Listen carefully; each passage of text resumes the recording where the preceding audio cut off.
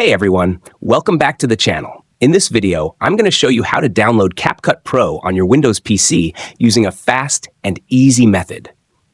First, open Google Chrome or any browser you like and search for CapCut. Click on the official CapCut website from the results.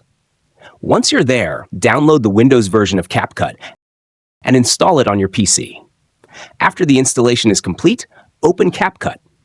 On the home screen, you'll see an option that says Join Pro. Click on that. A menu will appear with a QR code. Now, take a mobile device that already has CapCut Pro installed and open the app. Use the mobile scanner inside the CapCut app to scan the QR code on your PC screen. Once it scans successfully, you'll see a green check mark on the QR code. This means your CapCut Pro account is now connected to your PC. Go back to the main interface on your computer, and you'll now be able to use CapCut Pro features without any limitations. If this video helped you, don't forget to like the video and subscribe to the channel for more helpful tutorials.